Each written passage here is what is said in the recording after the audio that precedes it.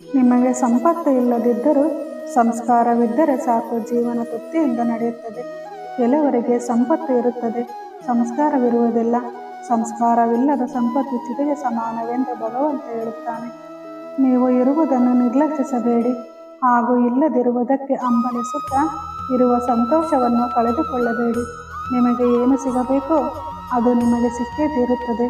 ನಿರಂತರ ಪ್ರಯತ್ನ ಹೊಂದಿರಲಿ ಸಾಕು. ಧೈರ್ಯದಿಂದ ಜೀವನದಲ್ಲಿ ಎಷ್ಟೇ ಸಾರಿ ಸೋತರೂ ಎದ್ದು ನಿಲ್ಲುತ್ತಾನೆ. ಆದರೆ ಭಯದಿಂದ ಬದುಕುವವನು ಭಯಪಡುವ ಸಂದರ್ಭಗಳಲ್ಲೆಲ್ಲ ಸೋಲುತ್ತಲೇ ಇರುತ್ತಾನೆ. ಅವನು ಎಂದಿಗೂ ಗೆಲ್ಲುವುದಿಲ್ಲ. ಧೈರ್ಯವೆಂದರೆ ಬದುಕಿನ ಸಾರಥಿ ಇದ್ದಂತೆ, ಆದರೆ ಭಯವೆನ್ನುವುದು ಬದುಕಿನ ಶತ್ರುವಿದ್ದಂತೆ. ಅದಕ್ಕಾಗಿ ಏನಾದರೂ ಸರಿ, ಧೈರ್ಯದಿಂದ ಇರುವುದನ್ನು ಕಲಿಯಿರಿ. ನೀವು ಏನೇ ಆಗಲಿ ಮೌನವಾಗಿದ್ದು ಕೇಳುವುದನ್ನು ಕಲಿಯಿರಿ. ಕೇಳುವುದನ್ನು ಅಭ್ಯಾಸ ಮಾಡಿಕೊಂಡಷ್ಟು ಕಲಿಯುವುದನ್ನು ಅಭ್ಯಾಸ ಮಾಡಿಕೊಳ್ಳುತ್ತೀರಿ. ನೀವು ಗೆಲ್ಲದಿರುವುದು ಸೋಲಲ್ಲ, ಮತ್ತೆ ಮತ್ತೆ ಪ್ರಯತ್ನ ಮಾಡದಿರುವುದೇ ನಿಜವಾದ ಸೋಲು. ನೀವು ನಿಮ್ಮ ಗುರಿ ತಲುಪುವ ದಾರಿಯಲ್ಲಿ ಎಷ್ಟೋ ಅಡ್ಡಿ ಆತಂಕಗಳು ನಿಮಗೆ ನೋವು ಕೊಟ್ಟು ಕುಗ್ಗಿಸಿಬಿಡುತ್ತವೆ. ಆದರೆ ಈ ಎಲ್ಲವನ್ನು ದಾಟಿ ಹೋದ ಮೇಲೆ ನಿಮಗೆ ಸಿಗುವ ಸಂತೋಷ ಮತ್ತು ಆನಂದಕ್ಕೆ ಮಿತಿ ಇರುವುದಿಲ್ಲ. ನೀವು ಪಟ್ಟ ಶ್ರಮಕ್ಕೆ ಸಾರ್ಥಕ ಮನೋಭಾವ ಇನ್ನು ನಿಮ್ಮನ್ನು ಸ್ಫೂರ್ತಿದಾಯಕಗೊಳಿಸುತ್ತದೆ. ನೀವು ಭಯದಿಂದ ಯಾವುದೇ ಕೆಲಸ ಮಾಡಿದರೂ ಅದರಿಂದ ಸಂಪೂರ್ಣತೆಯನ್ನು ಸಾಧಿಸಲಾಗುವುದಿಲ್ಲ. ನೀವು ನಿಮ್ಮ ಧೈರ್ಯ ಮತ್ತು ಜ್ಞಾನ ವಿವೇಕದಿಂದ ಮಾಡುವ ಕೆಲಸ ತಪ್ಪದೆ ಫಲ ಕೊಡುತ್ತದೆ. ನಿಮ್ಮ ಬದುಕಿನಲ್ಲಿ ಅನೇಕರಿಂದ ಅನೇಕ ಪಾಠವನ್ನು ಕಲಿಯುತ್ತೀರಿ.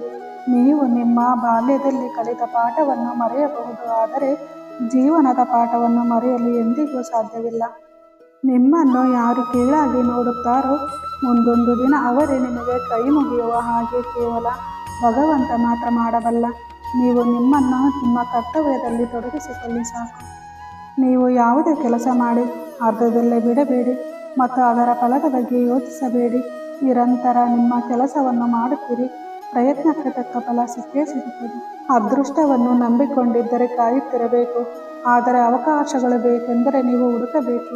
ಅದೃಷ್ಟ ಎನ್ನುವುದು ಎಲ್ಲರ ಜೀವನದಲ್ಲಿ ಇರುವುದಿಲ್ಲ, ಆದರೆ ಅವಕಾಶಗಳು ಸಿಕ್ಕಾಗ ಉಪಯೋಗಿಸಿಕೊಂಡರೆ ಅದೃಷ್ಟವನ್ನಾಗಿ ಬದಲಾಯಿಸಿಕೊಳ್ಳಬಹುದು.